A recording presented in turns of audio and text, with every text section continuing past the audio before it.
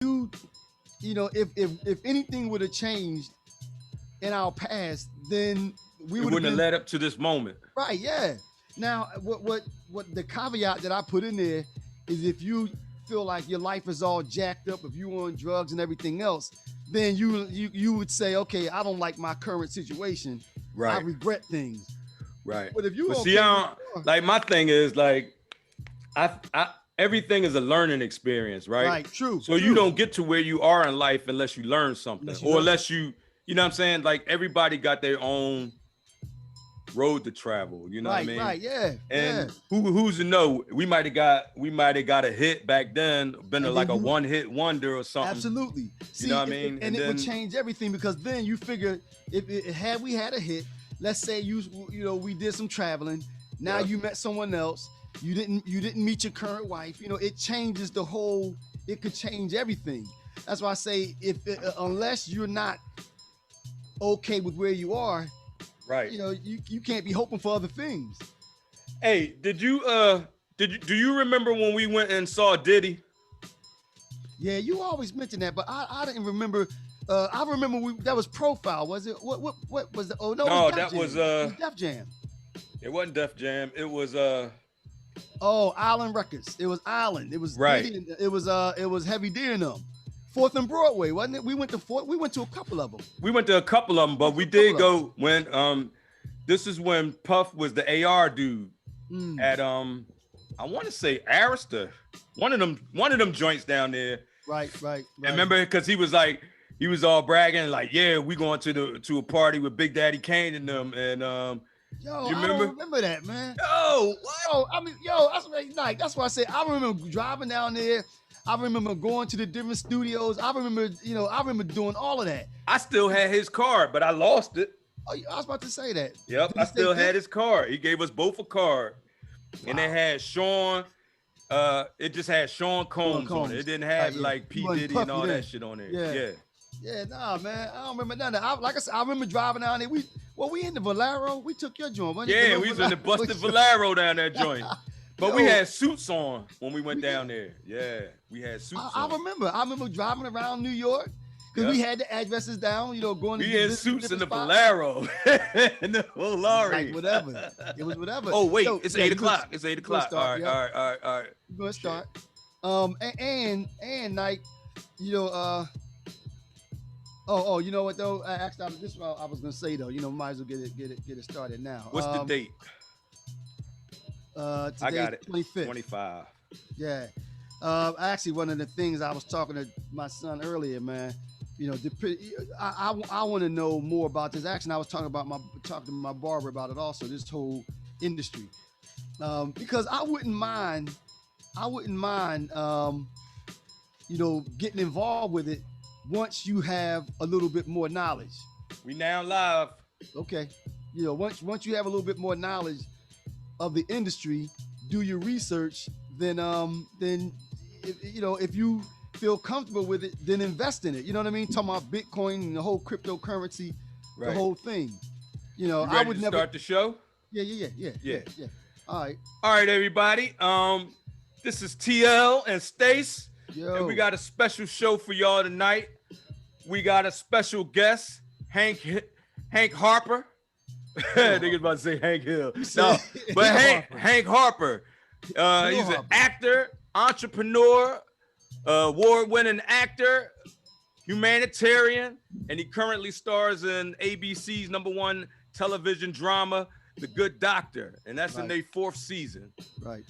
He's also, what we're going to be talking about today is he's the founder and chairman of a new Black Wall Street digital wallet, which has to do with cryptocurrency. So we are going to have a big conversation about that because a lot of us Black folks is not really familiar with the whole concept of the cryptocurrency and how we can invest our money and everything like that. So he's going to come, him and Nigel Roberts, and she's the pioneer of cryptocurrency in her own right. She's also a community activist, And she's the founder and CEO of Crypto Blockchain Plug, which is the first Black-owned cryptocurrency exchange, and only one of 3 brick-and-mortar digital cryptocurrency business. Right. So I know I keep saying cryptocurrency and Bitcoin. This is flying over a lot of people's heads, but and actually it's flying over my head a little bit too. Exactly. You know what I'm saying? But we're gonna get it all straightened out, and we're gonna get some good information for everybody today. Yeah, so that's where we at. We plan to have a few other topics tonight. Stace, let us know what topics you want to be. Well, we're gonna also give Hill Harper the opportunity to join us, but of course we have to talk about the biggest story that's going on right now, which is the Derek Chauvin. No doubt. We have to bring that up, and this next topic that we're going to talk about after this conversation with Hill and Naja is recognizing the power of the black dollar, as well as question that Terry wanted to discuss: why we spend so much money on BS. Hey, that's the thing right there. We gotta stop. We got to have Black people realize the importance of the money that they work so hard for. Right, that's right. You know what I'm saying? You know, it's funny, Knight, and it's funny you say that. I don't think there's anything wrong with spending money on BS, but I think that you can do both. Spend some money on BS, but also tuck some to the side. You know, and when I say BS, Stace, I'm talking about like. When I say BS, what I'm saying is living beyond your means. Okay. You know what I mean? So like if you have your own house, right? If you have a good paying job, right? I can see you going out, man, I work hard for this. I'm gonna spend $100 on a pair of sneakers or something like that, man. Right. You know what I'm saying? But like if you don't have it and you're struggling to get it, like why waste that kind of money on some well, you know, Jordans or whatever brand, you know, that you like, that's expensive, Gucci, you know, Yeezys, all this, right? When you could go get, man, I never paid more than $50 for a pair of sneaks. Yeah. And I look just as good as anybody else. Yeah. I mean, my son's had a couple hookups. Well, I got a few pair of Jordans, but I didn't pay $100 for them. Yeah. You know, and I know a lot of times they say that's you do that to make yourself feel good. And again, I get it, but I still see that's a part of the culture. We make ourselves feel good, but buying something expensive is not really shouldn't be the catalyst to make us feel good. So that has a lot to do with our self-esteem. Absolutely, and actually, Nike, and that's what I was going to say. Maybe you understand what I mean? Where the breakdown is, because why is it that having those things it shouldn't make you feel good, but we all know that that's the case. Okay, here it come. I look like we've been enjoying right now. All right, I'm gonna let him in. Okay. You know, right. So, looks like Hill might be on his way on. Now. Yeah, so some of these issues that we just spoke about, hopefully we're gonna get some background information, some detail, a further explanation of what this whole industry is. I have to be honest, because hey Hill, how's it going? Hey, what's going on? What's going on? Glad to have you on the show, man. We've been so excited and waiting to hear from you, brother. Absolutely, great to be on. Great to be on. Glad you made it on. And Hill, we're excited to be able to have you on, but also it's really good to be able to discuss this issue with you that you wanted to talk about. There were 2 items. You wanted to talk about the industry itself, or the whole Bitcoin cryptocurrency, but also what you have going on with the Black Wall Street and the digital wallet. So it's going to be exciting to kind of put that information out there and let people know what's going on. So I have a question for you then. Well, first of all, do you want to say hi to the people and give a couple words? Absolutely. I just thank you for having me on. You know, this fight that we're in right now is the fight for our lives, and we'll get into what I mean by that in a second.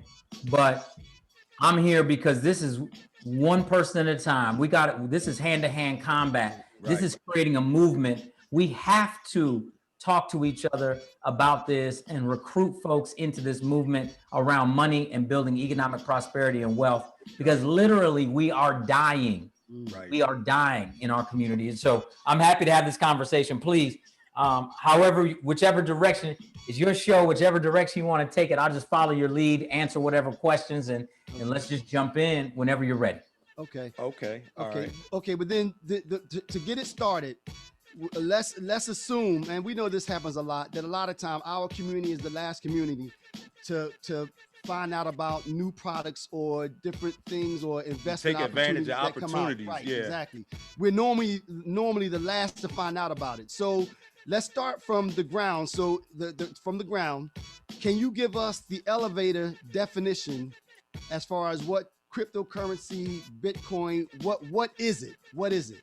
Right. Absolutely. But I want to start first with the Black Wall Street digital wallet, because if you don't get the digital wallet concept, it's hard for you to understand crypto, because you got to understand where you would be holding it. Okay. Okay. Because if someone's like, well, crypto, well, I mean, you can't put it in your pocket. What are you talking about? You know what I'm saying? Right.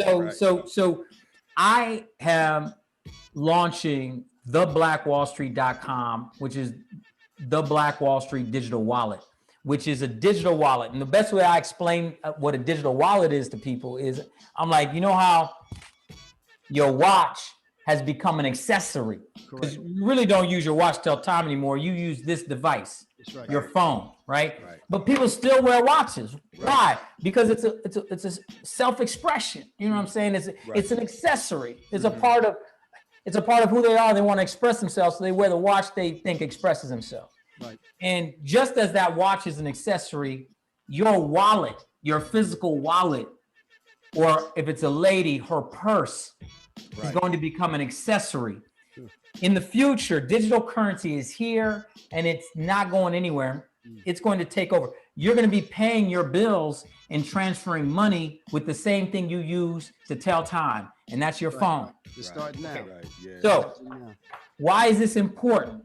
It's important because unless we and our community and Black folks if we don't own the actual technology, if we don't own the wallets, then the money will be leaving our community as soon as we deposit it into the digital world. Okay. You understand what I'm saying? Like the bank. So exactly, like a bank. Right.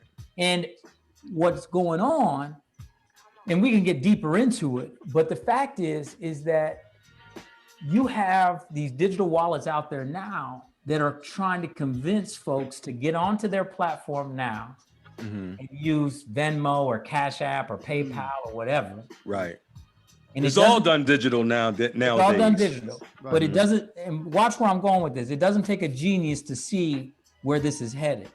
Where it's headed is, we get a few, 3, 4, 5 million Black folks using our wallet. And then we start saying to them, hey, Black folks, you can't afford that bill? That's okay. Venmo got you. Right. Loans. Hey, we pay that bill. We got you. Right. And then what is going to happen? We're literally setting up digital payday lenders. Right. Watch where I'm going with this. Check cashing spots and payday lenders rip billions of dollars out of the Black community. Right. Absolutely. With nothing to show for it. Right. We want to disrupt that through tech. The Black Wall Street digital wallet can first put payday lenders out of business. Right. At launch, you're not going to be able to do this, but eventually you'll be able to take a picture of a paycheck and it'll automatically get deposited into your digital wallet. The Black Wall Street wallet, with little or no charge. So that 12, 14, 16, 18% you're paying at payday lending, you got it in your wallet. You didn't pay that. Because a lot of our brothers and sisters don't have bank accounts, and they 50% of Black folks in America are unbanked. Right. And watch this though, the banks still aren't a great place, and I'll tell you why. Because 80% of the people that are banked are being preyed upon by what they call hidden predatory banking practices, which are the fees. You have $600, $800 in your savings account or your checking, but they charge you $200, $250 a year in fees from overdraft fees, ATM fees, minimum account of balance fees. There's no way to build wealth if all that money's needed. So what happens on our digital wallet, if you're able to use it just like the functions I told you with little or no cost, how powerful is that to be able to repurpose that money and invest it into an ascending value asset class like a Bitcoin or a cryptocurrency? That's why I didn't want to start with Bitcoin or crypto. Right. And I'll explain all of that now, but you're going to invest in it through our wallet. Okay. Right. Because you use the wallet as you have to buy it through an exchange. There you go. I got you. Right. So the wallet is a platform that you can use to purchase when we get to that point to purchase the Bitcoin. Exactly. Okay. Exactly. All right. Okay. You need a digital platform and a digital wallet to hold the Bitcoin. Got it. Right. See, I also like the fact that it's Black owned, and it's, just like Black Wall Street when they burned it down and everything like that. We never really recovered from that. Right. And another thing is that, this gives an opportunity for people not to have to use all of these banking establishments. Right. And I just want to thank you as well, because you were the one of the first persons to respond to me or to respond to us about the black dollar blackout, and recognizing the power of the black dollar. Right. That idea is sort of on the same absolutely it's the same wavelength as that. Right. Yes. Resources. It's controlling your resources. It's about leverage and control and the power of our spend. We have $1.2 trillion of spending power in the Black community, but we don't leverage it. Right. A dollar leaves our community within 6 to 7 hours. Right. And so let's break down real quick what created the group wealth effect of the original Black Wall Street. So O.W. Gurley founded the original Black Wall Street, 35 blocks in the Greenwood district of Tulsa, Oklahoma.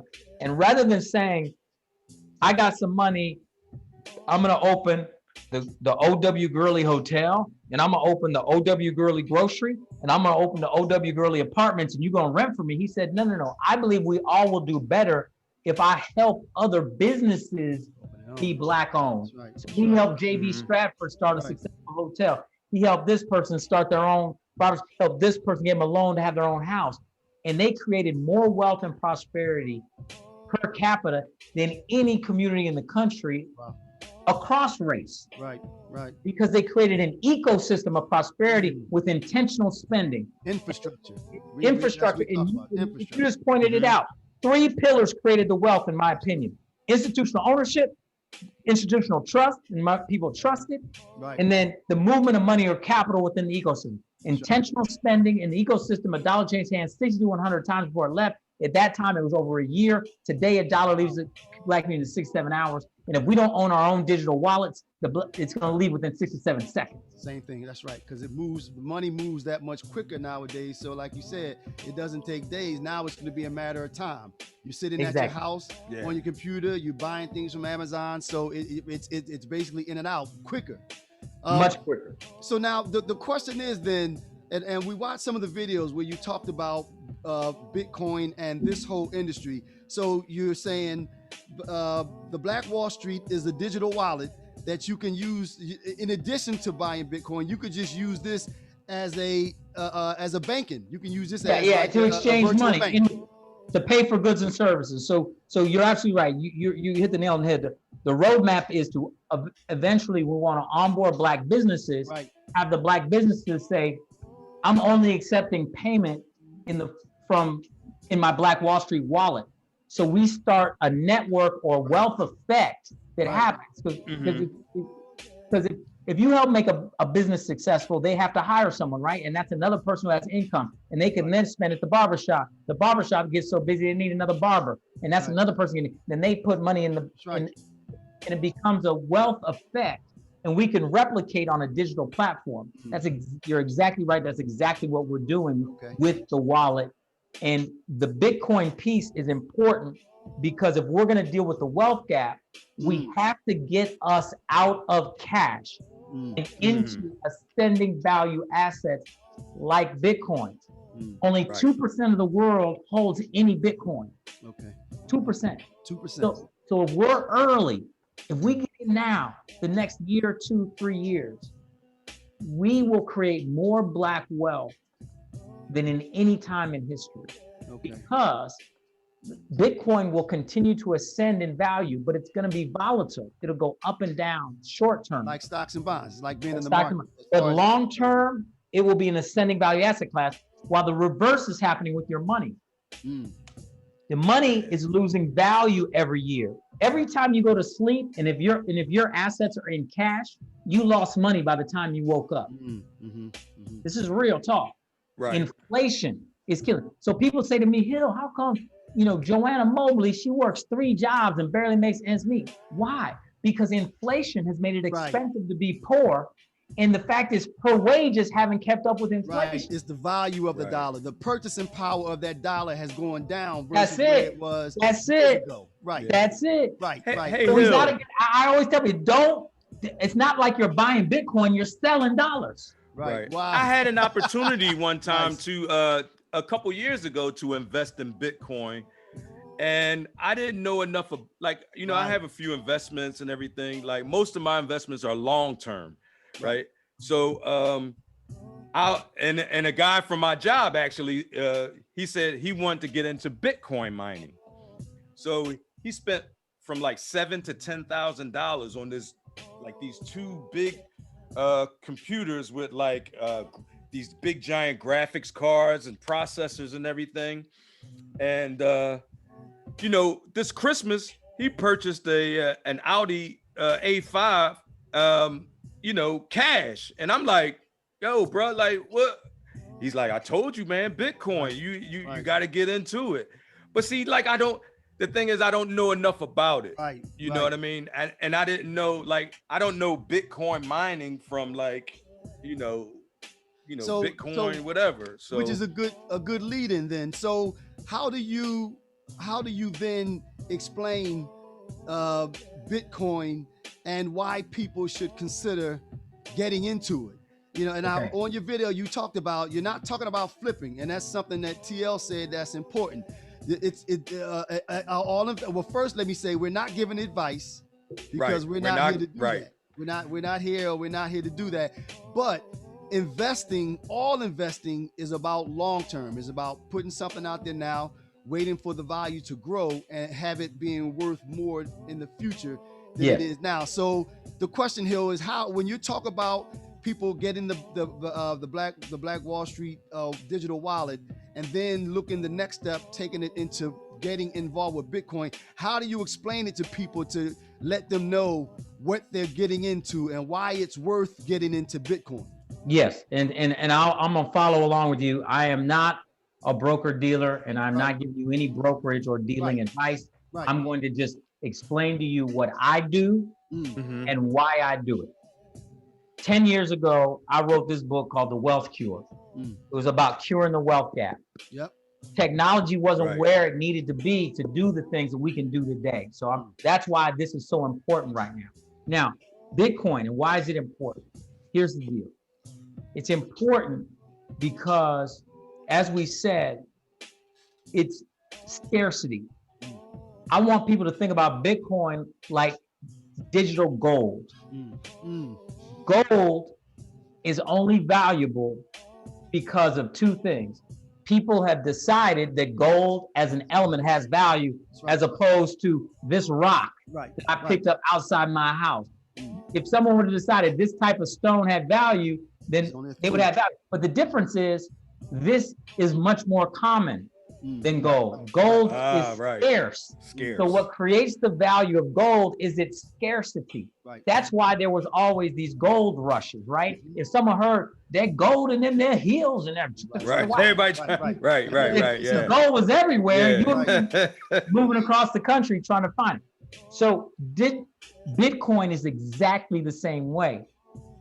Bitcoin exists on a technology platform that is blockchain technology, which means there are only going to be 21 million total Bitcoin ever in existence. 21 million? Total. So that has been decided already. Before you go any further, it was decided when it was launched. In other words, that's what blockchain does. You set the rules of the block, and then the whole blockchain follows the rules as it builds out. Okay. And each transaction of the digital token is registered in a ledger, right? Right. That's why it's disingenuous and a lie when people try to say, "Oh, Bitcoin's used in a ton of illegal activity." That's not true. Paper currency is the number one thing people use because it is because every transaction is registered, and that's what and just so people understand, that's what Bitcoin mining is. So the platform has to reward folks for using their computing power to register the transactions. Okay. So every time somebody buys and sells Bitcoin, then the person that's doing the mining actually gets... Their computer is helping the blockchain do it, because you got to understand, as Bitcoin expands and there's more transactions, there needs to be more computing power to do it. And remember, Bitcoin is not a company. There's nobody that runs it. It's a thing. There's no CEO of Bitcoin. It's open source, right? It's a technology. Technology, right. Okay. Right. It's basically the way I try to get people to think about Bitcoin is the internet of money. Right. Nobody. But see, us as Black people, we don't have anybody, except you now, who's actually teaching, talking about it, right, teaching financial education regarding like Bitcoin and blockchain and everything like that. You know what I mean? Like we don't. I've spoken to friends of mine and brought up Bitcoin, and they're like, Bitcoin, like, nah, I don't mess with that. You know what I mean? Because they don't. I'm the same. I can't lie. I was the same way because I had opportunities. There's nothing wrong with that. That's why. Because if someone's going to spend their money on something, they should do the research and they should know what they're spending and understand what they're spending their money on. So, that's why they have to be educated on what you're asking them to do. You know what I mean? So that makes sense. And even beyond that, remember we talked about trust? Right. We don't educate folks. And let's say they come onto the Black Wall Street and they decide they're going to invest in Bitcoin. They come on and buy some. And then the next day, just like what happened over the weekend, the past couple of days, the price dropped. And they look and say, see, Harper told me this was a good investment. I just lost money. And so then they don't trust you anymore. That's why it's essential that we educate folks. And that's why what I'm about to tell you is the way I approach it. You dollar cost average into Bitcoin. Dollar, they call it DCA. Dollar, what does that mean?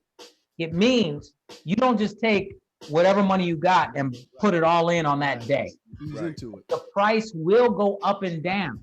Right. What you do is I say you set it and forget it. You decide, can you afford $5 a day? Can you afford $5 a week, $10 a week, or $20 a week, or $20 a day? Whatever that amount is that you can put in that you don't have to get back. The best way I talk about it is I ask somebody, how much do you spend on stuff like a coffee or cigarettes or chewing gum or whatever you spend that's discretionary? Right. You don't expect to get your money back when you buy a coffee. Right. Maybe you go get a smoothie. Maybe you're a smoothie dude. You spend that $6-8 on that smoothie or that, those other vices. That tea. Those other vices, right. Vices. And actually, that was one of our topics that we were going to discuss tonight, actually, is like, why do us as Black people, we do spend money. We spend billions of dollars, in this economy, but we spend a lot of money on, excuse the term, bullshit. Right. Like, you know what I mean? Like, we always have to have the most expensive car. We always have to have the most expensive jewelry. We always have to have the most expensive clothes. We all, you know what I mean? So it's like it's almost like our self-esteem sometimes is so low that we Shiny buy new object. stuff Yeah. beyond our means just to make us feel like, you know, we're important or we're, you know, I don't know, like it makes us feel like we are actually Doing something. Right, yeah. doing better It's the than we show. are, and It's it a shouldn't part of be the like show. that. I mean, you know what I mean? I think, like, with me, like, I've never spent, well, I can't say never, because back in the day I did a lot of, you know, excess spending like that. Right. But as a grown man now, I'll never spend over $50 on a pair of sneakers, and that's just me. You know what I mean? I mean, and I know actually, Jordan and all these other brands got these, you know, high expensive, you know, Yeezys and all that. But I mean, what's the point? You know, you know what I mean? It's like I could take half that money and, like you said, invest it for when I'm ready to retire. You know even what I mean? articulate it differently. The way I talk about Nike is I tell the young cats when I'm doing my financial literacy seminars, I say, only way I want you to buy Nikes is if Nike buys them for you. And they're like, what? How can Nike buy shoes for me? I said, have you ever heard of a dividend? Like a dividend? Right. What's a dividend? Right. I said, well, there are certain companies that have done so well historically that they pay dividends every year to their shareholders. And so what I want you to do is take your money that you would have spent on sneakers this year and buy Nike stock. Right. And then that dividend that they pay you back for your shares, you only use dividend money to buy shoes. Right. And basically you're making Nike buy you Nike. So because I say to the young brother, I don't want to shame you for liking nice things. Right, yeah. But I want you to have a system of how you purchase. It's just like benefit from it somehow. Right. And I don't mean to shame anybody for liking nice stuff. But what I'm saying is, like, a lot of people live like beyond their means. Right. You know what I mean? It's like, why a lot of people go into struggle paying their bills because they're worried about buying, you know, XYZ when it's unnecessary. And oddly enough, Nike, that's kind of what Hill was saying, that's the way he explains it, to ease into it. You know, like a 401k, you allocate a certain percentage of your what you can salary on the side, what you can afford, and then you set it and you forget it. Now Hill, to come back to Bitcoin, I have a question. Is it secure? How does that work? I mean, I understand that, you know, you when you talk about stocks and bonds and things like that, they're secure. How, if we're telling someone to consider adding Bitcoin to their portfolio, how do you talk about the security of it? Or you mentioned something about that in your in the video with Naja, how you know, it can be hacked if it's not secured or things like that. How do you speak to that? Right. So first of all, I want to be clear. Bitcoin is not going to be hacked. The technology is the way it's created, blockchain technology, and the technology that Bitcoin sits upon. People, you know, if it was going to be hacked, it would have been hacked a long time ago. It's a very clear thing. So something like 254-bit encryption or something crazy, right? Yeah, Bitcoin is not going to be hacked. It can be hacked, or what could be a problem is for people is loss, to be honest. If you lose your Bitcoin, you'll never regain it. If a platform that you're holding it on is hacked, then that could happen, right? These are the types of hacks you have to worry about, not Bitcoin itself being hacked. But Bitcoin allows you to self-custody. So what I tell people is, you go onto the Black Wall Street, use the Black Wall Street wallet to purchase your Bitcoin. Once you get to a certain level, everyone has a different amount. Move it out of your Black Wall Street wallet and into what they call a cold wallet, which is a hard wallet, which is a device you plug in your computer, and the Bitcoin is stored on that. I see. Now, take it out of the cloud, basically. You take it out of the cloud. Here's the problem, though. If you're the type of person who loses their wallet, like me, same thing. So I'm that type of person. Yeah, me too. I'll be honest. I keep mine. I'm just going to be real with you. I keep my Bitcoin on my platforms because I would lose the thing. Yeah, me too. Yeah. Right. So it's safer for me to have it on the exchange. Okay. And there's different ways to secure it as you build up more and more and more amounts. Okay. And so we're going to have all of that education on the Black Wall Street platform. Right now, we're just asking people to go to theblackwallstreet.com and put in their email address. Theblackwallstreet.com, put in your email address, and please recruit 10 other people to do it. What we're going to do with the first people that sign up on the landing page, once we launch, which is May 31st of this year, we go live with it. With the the Black Wall Street. The anniversary, the 100-year anniversary of the massacre. It started in the evening of May 31st. Right. We are going live that evening. Okay. And you guys have a tour too, right? You going to do a tour? Going to cities. You can see all the tour dates on the website. Okay. And if you go to theblackwallstreet.com, you can put your email address in, and we're going to gift you Satoshis into your wallet. Which the is first now Satoshi. Every Bitcoin is broken up into 100 million Satoshis. Wow. Wow. Okay. Just think about how every dollar is broken up into 100 pennies. Right. Every Bitcoin is broken up to 100 million Satoshi. Okay. So I believe in the future, 5 years from now, 10 years from now, I don't know when, we won't even be saying the word Bitcoin because they'll be so valuable. We'll only be talking about Satoshis. Okay. So that shortened verb, some people call them sats, some people call them Toshis, some people may call them Shis, whatever they call them. The point is, that's what we're going to be talking about. Right. We're So it takes all of those to make up one Bitcoin. 100 million. So can you buy a whole Bitcoin, or do you just have to buy a Satoshi? The funds for it. I mean, no, you can buy a whole Bitcoin with the money. With the money, and that's 100 million Satoshi. Okay.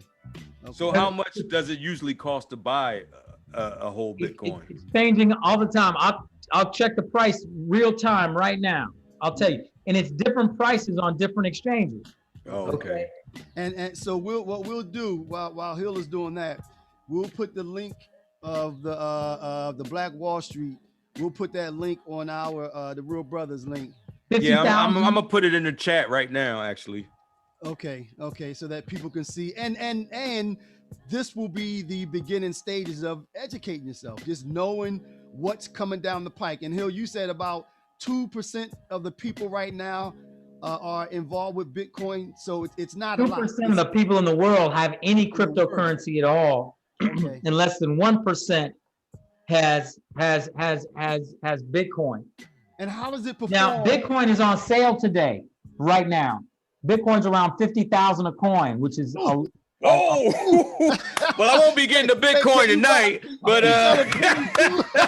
what about a Satoshi? I'll just get a Satoshi. I might give me a Satoshi or something. Exactly. So this is what I say. Maybe we could get together, Nike. Maybe me and you put our money together and buy a Satoshi. You know? Our goal, our goal is for all Black families to become Satoshi millionaires. Okay. So at $50,000, you'll have 1 million Satoshis worth $500. So, and you dollar cost average into it. Like I said, you don't put 500 today, although it is inexpensive today. But you go, like if you have $10 today, you put in $10. So now you only need $490 more to become a Satoshi millionaire. So there's no minimum. There's no minimums. Okay. No minimums. Okay. And you say like in 5-10 years, expectation. So the expectations is that those stocks per se will be, right, a lot higher than they are now, because the value of your Satoshis will increase. Right. The value of your Satoshis will increase exponentially. I believe there's a high likelihood that by the end of this year, Bitcoin will be over 100,000 a coin. Wow. And I believe in the next 5 years, it could be between 300 and 500,000 a coin. Now, Hill, how is Bitcoin or cryptocurrency performing compared to the stock market? Do you have, now again, you said you're not even close. Say it again. Bitcoin has averaged since its inception 200% a year, average. And the stock market is about what, 10, 15, if that? 8%. Okay. Yeah. 8%. Okay. And I also read a couple articles where they said in a few years, because think about when the last time you really used cash. Right. They said cash may be even going They're away. doing it. You know, Cash is going away. Digital currency is taking over. Just like change. People don't even want to accept change anymore. No, because it's got the virus on it. I don't take. Yeah, so change is definitely going away. You said it got the vid on it. Yeah. I don't need the. Don't give me the. I don't need the virus from the chain. Keep your change. My health is worth more than that change. Yeah, keep the change. Just put my money. Just put my money in my My hands clean. in my wallet, in my digital wallet. That's right. So Pierce is coming to tell me it's dinner time. Hey, buddy, what's going on, man? How you doing? Say hello. Say hello. He's like, he counting his Bitcoin. You counting your Bitcoin? Talk about Bitcoin real quick. Hold on. Pierce, hold on, Pierce. Talk to him about Bitcoin real quick. What do you know about Bitcoin? He said he get ready to order up some Bitcoin right now. He's on his grandmama's phone. Hey Hill, I know that you went to school with Obama. Are you guys still really tight, or do you speak on occasions, or? On occasion, and we still have very close people in common. I don't talk to him on a regular basis in any way, shape, or form. Right.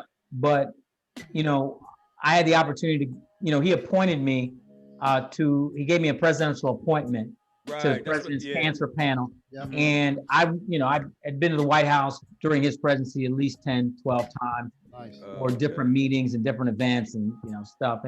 And I absolutely appreciate him and what the movement and political activism people have showed. But at the end of the day, he laid a groundwork. Right.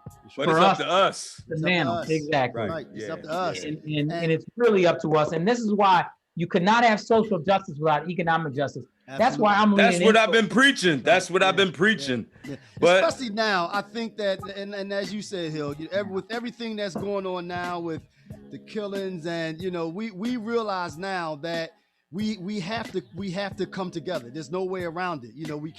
We can no longer be a bunch of individuals, whether it's coming together to vote, as a block. You talking about coming together economically. We folk have to come together now. There's no way around it. That's the only way. We have to be our own reparations. We have to solve our own problems. Right. We can't keep waiting. We can't keep marching. Right. We can't keep doing all that stuff. We have to. It's all about action. And it's about collective action, supporting each other. Right. So I appreciate y'all giving me this time. Let me get this young boy some dinner and get him to bed because he's got school in the morning. And Hill, we appreciate having you on. I appreciate you. I'll come back on and talk about it, after we go live. And then I'll get you guys on there and you could ask me questions or have the audience ask questions about, hey Hill, this part of the app, is it working? It's not working, or I like this. Could you add this? And we could talk it through. And live on the show, we'll have you guys buy some Satoshis. Okay, all right. We're gonna hold you to that. We're gonna hold you to that. Thanks, man. We appreciate having you, and thanks for everything. We really so appreciate you. Thank you. All right. Everybody out there, check out theblackwallstreet.com. Put your email in. God bless you. Thank you. We're gonna do it. All right. Take care, appreciate man. you. All right. Big fan. All right. Yeah, nice. Yeah, so cool. So we'll put the link on, and we'll put the link on. People can click on it. Educate yourself, like he said. Don't take any one person's word as gospel. Do your research. Do your own research. You can and get we're not telling you to go out and buy a shitload of Bitcoin right now, or whatever. But we're telling you that you need to go and do your research. Right. And if you do, start investing your money, people, and stop. Stop spending your money on that BS. Stop your money on this horse shit. Like, right. You know what I mean? Yeah. Or as I said earlier, Nike, it's okay to spend your money on some of the horse crap, but spend the most of it in a place where you're gonna get something back for it. Right. Just not a bunch of nonsense, because we understand it's not realistic for somebody to only do one thing if they've never had before. We get it. We've all been in a position where we like to have nice things, but don't spend all of your money on it. Still think about a rainy day, or tucking some to the side, or looking at some Satoshi. If you don't have a house, Invest in a home, because right. as That you should be the paying focus. those payments on your house, Right. That's right. you know, Right. you that's like an investment. Right. You know what I mean? You get your money I mean your house Value. appreciates. Right. That's right. So you'll be able to take a loan against, you know, your mortgage or whatever. You know what I mean? If you need money, or, you know, it's just a thing about taking care of your financial wealth. Future. Right. Right. And your financial future. Right. That was nice, man. I'm glad that we were able to do that, and I'm glad he came on and talked about it, and like you said, hopefully we'll hear something from him later. Yeah. So now I'm not sure. I think Naja is supposed to come on too, right? I thought they were coming in together, so I don't know if maybe if she knocks on the door, she's the other person that's involved with Naja Roberts. Right. She's she has the as Nike said earlier, the only African American owned brick and mortar institution. Crypto blockchain, right? She's the CEO and founder of Crypto Blockchain Plug. Right. So if Naja Roberts logs in, we'll bring her on and discuss it a little further with her. Hey, Black, let's hit some of these topics that we didn't hit yet, and we can go ahead and get a couple topics, and then we'll close out. Well, of course, Nike. I think right now, man, you know, we have to talk about or touch on I guess the biggest issue that's going on now in the country, and that's as a result of the Derek Chauvin verdict. But the thing about it is, the way I look at it is it's not just that. That's a microcosm of everything that's going on, race relations, political issues, just turmoil in the country, you know. So, but of course, as a result of that verdict, it brought everything even further to the forefront or in your face. So what are your thoughts on it, man? What did you think about the verdict, and did you know what was your? Well, me personally, I'm happy that we finally got, you know, a guilty verdict. Right. That part I'm happy about. Right. But I still feel a little reserved and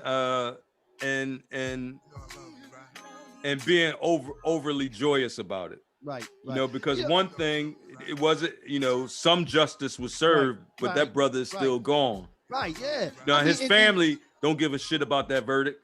I mean, they I'm do. sure they appreciate the guilty, but they would rather have my man George, you know, back at home. But I think, and then wait, one more thing, that because while the trial was going on, there was 3 more incidents while the trial was going on. So I'm like, you know what I mean? To give us one out of so many. But the way that I look at it, Nike, is that this was the beginning. This was, not, I don't want to say the beginning, but this, I think and I hope that this verdict will now give other officers or other people the freedom to maybe come ahead when something that happens like this that's so blatant. Before, you never saw a crack in that blue line. You never saw it. Like I said, you never saw what other police officers and other people like that will get on the stand and speak out against one of their own brethren. So my hope is that with it happening this way, that they'll realize that people now will make decisions based on just the facts. But Stace, like, if you really think about it, those cops didn't have a choice but to say what they said.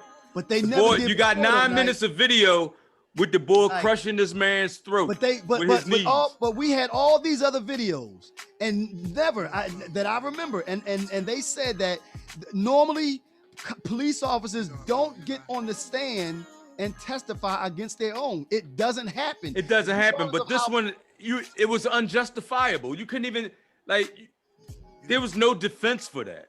And that's the only reason I think that they got a verdict. They got a 9-minute videotape. Absolutely. And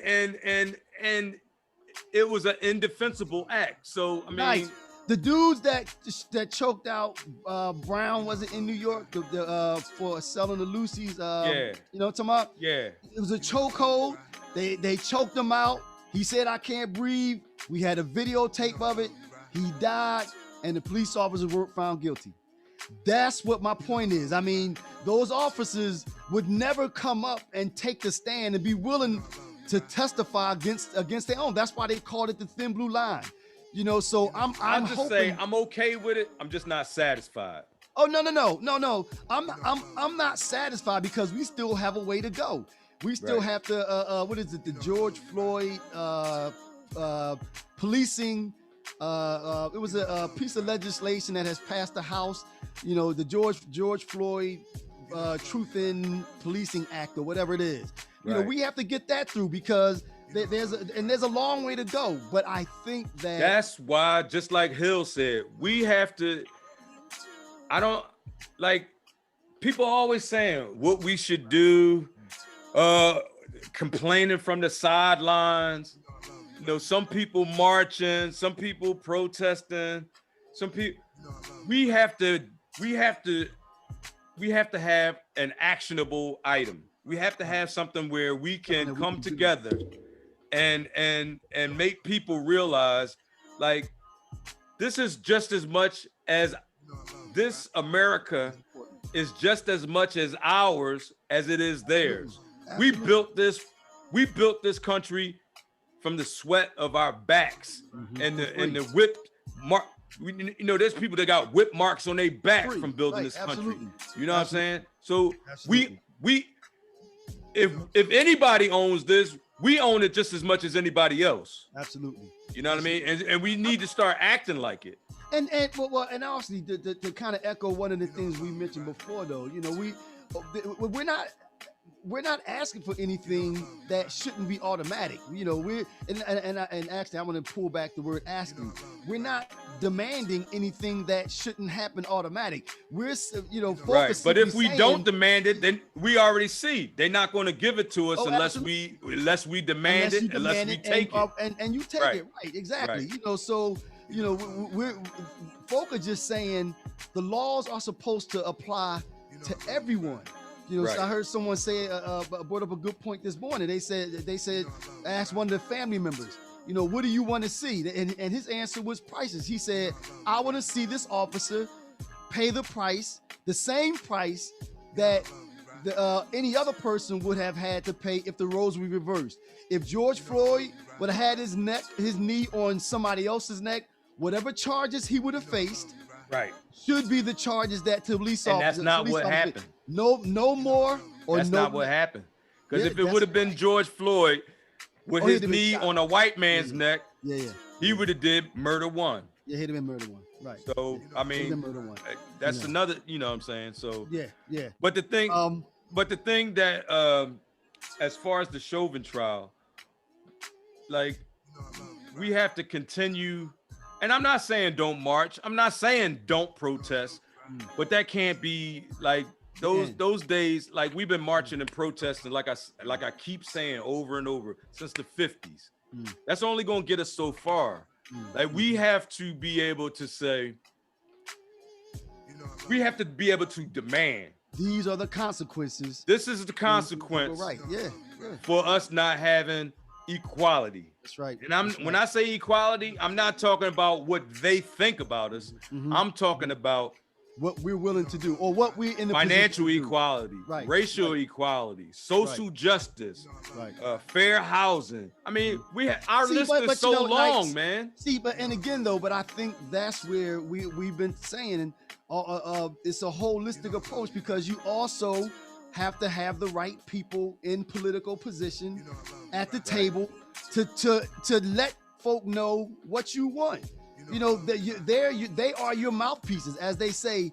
When you put someone in office, they work for you. So you tell them, this is what my community needs and wants. You know, my personal view is we need some more. I ain't saying we need more more black leadership. We need, I mean, for real, every time something happens, we see the same old faces. We see Reverend Al. And I like Reverend Al. That's my dude. You know what I'm saying? I love Reverend Al. He's doing his thing. I love Reverend Al, man. Don't get my right. You know, don't misconstrue my statements. But we need somebody else. We need another.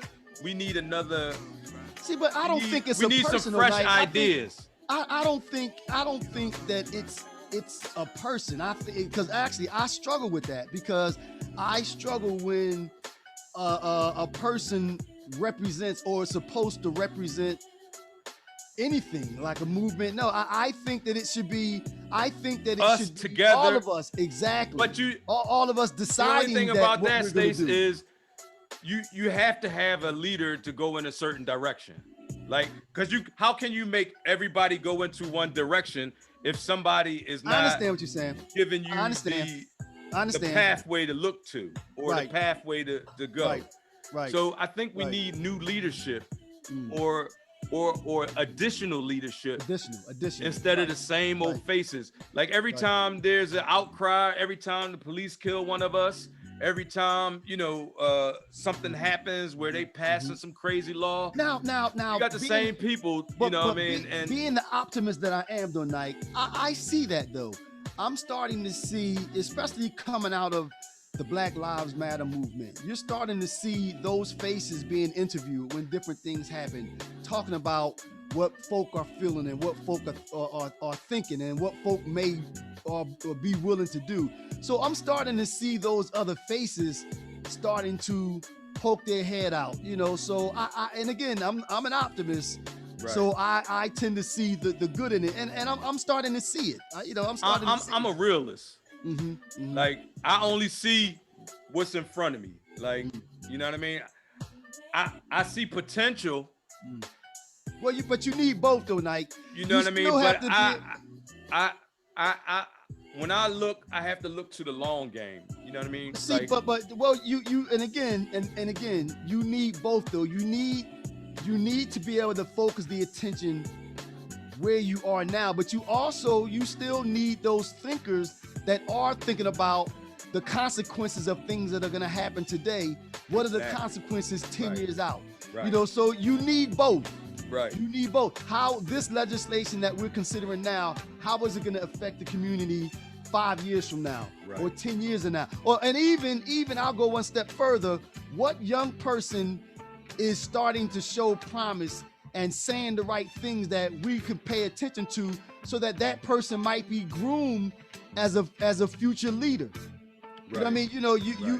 You need it all. Well, because that's how you create infrastructure. But you also need somebody who can relate to the average person. You need somebody who been through some shit, first of all. Right. You know what I mean? You can't, I'm, and this is just me, like, you know what I'm saying?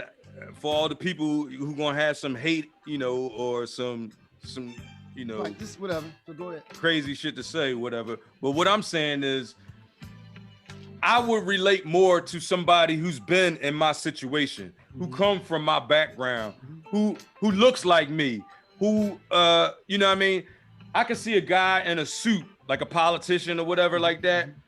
And to me, I just have like this thing where I don't think they've been through anything. But you know what I mean? I see them, they got their suit and tie on, and they're not really speaking to real people. You know what I'm saying? Listen to this though. That's interesting. Because you know what I'll say, Nike? I had a job before where I wore a suit, but I'm from your neighborhood. So no, that's not what I'm saying, Stacey. No, but hear me out. So what I'll say is, I think that we have to, but the fact that you say that, and I remember that in school, the person came into the classroom, they had the tie on. Right away, we reacted to that a certain way. We looked at that person a certain way. But the right answer, I think, is we got to give that person a chance. Because maybe, like I just mentioned to my son earlier, maybe that suit is that person's uniform. So maybe they are from the street. I think, in my opinion, if you look like your audience, they're more likely to associate with you. They're more likely to identify with what you're saying, because they can. It's you. What's the word? But you have to hear them first, though, and that's all I'm saying. All I'm saying is, I guess, to use the cliche, we can't judge a book by its cover. Because that person has a suit on, that's just that person's uniform. When they go to work, they're required to wear a pair of slacks and a tie. But when you take them away from that job site, they rocking their butters and they're rocking their two-tone jeans just like you are. You know what I mean? You know, so. But that's the same thing. It's the same thing in reverse too, States. When I go places, people looking at me all crazy, like, man, and you're dude. saying, But then when I start talking, that's my when point. I start conversating, that's my point. And talking, they like, damn, this, okay. you know what I'm saying? Like, that's my point. Okay. So we have to base it. We have to give everyone a shot and listen to what they're saying. Now, like respect, that benefit of the doubt is up to them to lose. Now, I'm gonna hear what you're saying, and I hope that you're saying the right things. But as soon as you start sounding like Clarence Thomas, now I can't relate to you because I think that you have a different set of beliefs and ideas than I do. I think that your position is a little different from you. So now I'm gonna say, you know, I'm gonna put you on another side because I don't think that the direction that you're going matches where I'm trying to go. Right. I think you just have to, one, know your audience. Correct. And then you have to be relatable to your audience. I guess that's what I'm trying to say. Right. No, I agree with that. I agree with that. You know. All right. So the other thing we touched on, recognizing the power of the black dollar when we talked about the Bitcoin thing and the Black Wall Street. Right. Like we said, we're gonna put that link on. So we hope that, you know, people will educate themselves on this whole industry because we don't want to be the last people standing on the outside winning if this thing continues to grow. And based on the research I saw, it looks like it is up and coming. The last thing, I'm gonna get me some of that Bitcoin, baby. Yo, what do you call it? Some shikon. I'm gonna get me some Shinokis or shiitakes or whatever. Give Give me some shiitakes out this joint. Yeah, give me some tacos. You know, I'm with it. Shiitakes and shit. Right. All right. So Knight. Yo. The last topic, man. You know, we touched on it. You know, why do we spend so much money on all this boom? And you seeing it now. And yo, trying to floss, man. Like, yo, Knight, look at this though, Knight. Let me say this. Especially now, right now, you know, and Hill touched on it. Inflation. I'm sure right now, with all the stimulus money floating around, and people have money that they didn't normally have in the community. I'm sure that these business owners now, I'm sure they banging us. Yeah, sure, look, man, we should have people, you know, and so when those stimulus checks was coming out. And I didn't get one, and I'm sorry about that because I ain't get mine. So this first opinion might be a little skewed. First of all, I didn't get a stimulus check. Motherfuckers ain't give me nothing, but all right. Nor did I get a shiitake.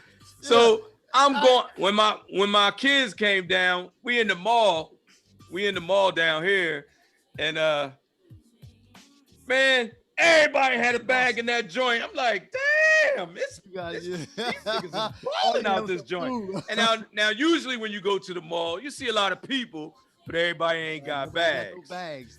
Man, people was bagged up out this joint. And I'm like, yo, I said, damn. First, I'm salty because I ain't got no bag. I mean, to each his own. But then I'm like, you know what? I wouldn't have spent my money anyway. You know what I'm saying? Yeah. Well, now we'll say this tonight. Exactly. Right. You would have paid down some debt. I would have paid down on. No, I'm like my bills are paid, but I would have put most of that. You broke, Nike. I would have put most of that. I'd have put most of that money in the savings, or I'd have put it in. You know what I'm saying? Something. Right. Well, but now one of my investments or something. But let me say this then, Nike. They did do a study, and they found that the majority of that money was spent on food. And what was the other one? I want to say utilities, but the majority of that, put it this way, the study found that the majority of those funds were spent on necessities.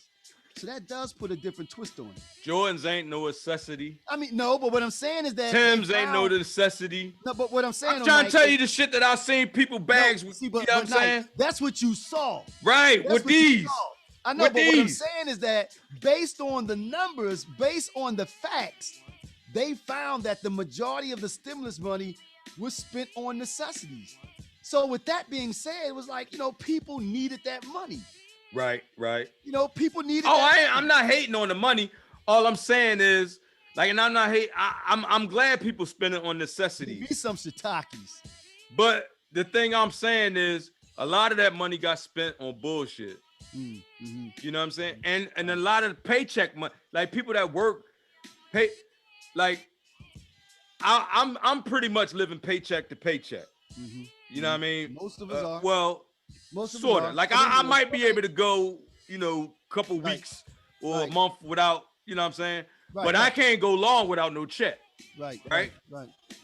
So what I'm saying is, when people are living like me, first of all, there's only 3 classes of people in the United States right now. There's poor, there's rich, and there's super rich. More or less poor. Oh, okay. There's poor, less poor, and rich. That's the only 3 that's left. Right. So most people that I know is in this less poor, and poor. Right.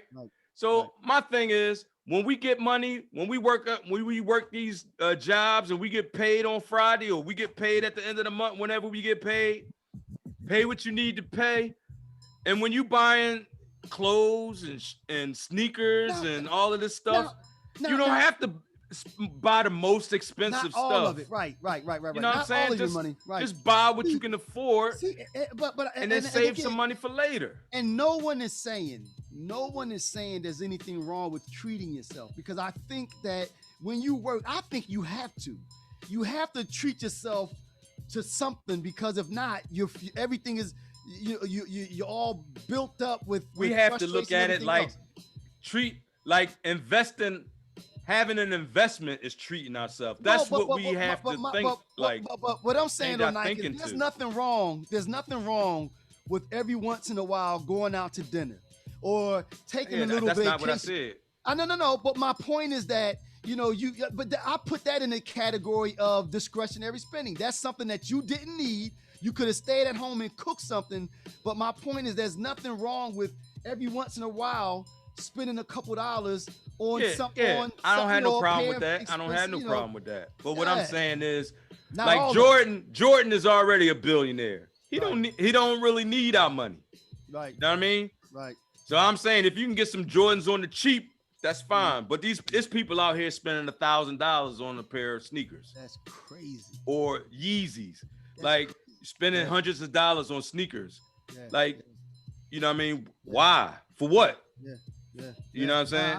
I get it. And that's well, you know what? Let me say this, Nike. I think really it comes back to the way that we're raised and stuff. Now that we know a little better, it's incumbent upon us. Jay said poor, less poor equals poor shit. Well, he's right, man. But what I was gonna say is that, we have to tell our kids, help to guide them. Like, it's nothing wrong with getting a pair of Jordans or whatever, a pair of sneakers. Yeah. But you can't do that every check. Or but that's the way I raise my kids, man. They don't give a shit about no Jordans. They get them if they can get them cheap. You know what I'm saying? Or start it off this way, Nike. Make it a point to put some money, a certain percentage of your check, to the side. Right. So at least all of it is not going out the door. Right. And I just want to make it clear, I'm not bashing Jordan. I'm just giving that as an example. Right. You know what I mean? Like, as an example of excess. Right. Excess. Right. Right. So, but yo, man, all right, we winding down, Nike. Did we hit all the topics? Yeah, we did actually, because we weaved one of them in while Hill was on. Okay, my man Hill. As we said. Yo, man, much respect to Hill Harper, man. Nice. That brother's been doing it all, and not just started doing it. He's been doing it for a minute. But you know what though? I think, but not only that though, Nike. I think it's important for us to do that. I mean, now we weren't really talking about his movies. I mean, that's good. That's all well and good. But as he said, to be able to talk to somebody that people know about something that's important. Right. That's right. key. That's right. Key. If we can get Shaq. I'm hoping I can catch one of his tours, man. He's supposed to be coming to Philly, and he's coming to North Carolina. So it's on that link. Yeah, it's on the link. You know, we're gonna put it up there. So take a look at it when he's, you know, when he comes to your town, and as he said, man, you know, we got to get him up here when we go live. Yeah, yes, sir. Yes, sir. We have to get him back on. You know, Yeah. and then, you know, talk about it, and maybe we'll have some other things you want to ease in there, you know. Right. So. And like I said, man, I'm big ups to him because he was one of the first ones to respond about, you know, the Black Dollar blackout. Yeah. And you know what I'm saying? So I appreciate that. Like, you know, that's good. That's good money right there. That's good look. So my final thoughts. I want to thank everybody for tuning in. We hope you got something from it. Like I said, you know, we're gonna try to, you know, we're gonna have fun, but at the same time, we're gonna try to inform. You know, we're gonna also try to inform. So we hope you enjoyed it. We're gonna put the link of the Black Dollar. Black Wall Street. We're gonna put the link on our page. What have you? You'll be able to see this video on YouTube as well as on Facebook and other social media. And RealBrosLive.com. On the website. So check it out. Last week we had Donnell Jones. We're working on some other things. So check us out. So what are your closing thoughts, Nike? Well, first thing I want to say to everybody, like when we had this idea for this podcast, it sort of kind of morphed into his own thing. Because when we originally had the idea, it was just going to be like, you know, us brothers just hanging out like we used to hang out on the 6th, right? We do that too. We do that too, but I'm noticing that our show, just because of, you know, current events and things that happen, you know, our show has become more more focused on the plight of the black person, you know, that's interesting, or our culture. So I'm glad it took that turn, because me and Stacy always said we're gonna do this and we're gonna let it do what it do. We're gonna let it morph into whatever it's gonna morph into. Because and so really, you know, what you're saying is that it's too much. You know, it's too much going on out here for us to, you know, you can't ignore it. It's too much going on for us to just be out here. Right. We can't ignore it. You know, it's serious times. I guess that's really what you're saying. Right. You know, it started out one thing, but as a result of everything that's going on. It can be fun and games too, but I mean, you know, we really need. But again, that's what brothers do though. That's what we did when something happened and we're out here hanging out. We're still talking about what's going on out here. You know, that's the reality of it. You know, so again, check us out. What you doing, Nike? I was responding to one of our viewers. Okay, all right. So we're working on something. May else. Woods, thank you for watching, May. Oh, okay. We're working on something also, whereas we'll be able to put your comments on the screen. So we're working on that. We got a couple of things coming down the pike. So stay tuned. Real Brothers. RealBrothers.com, Real Brothers for the real world. All right. We'll see everybody next week. Same bat channel. same time, same bat channel. That's right. Next Sunday at 8. Get with us. See you then. All right, man. All right. Nice.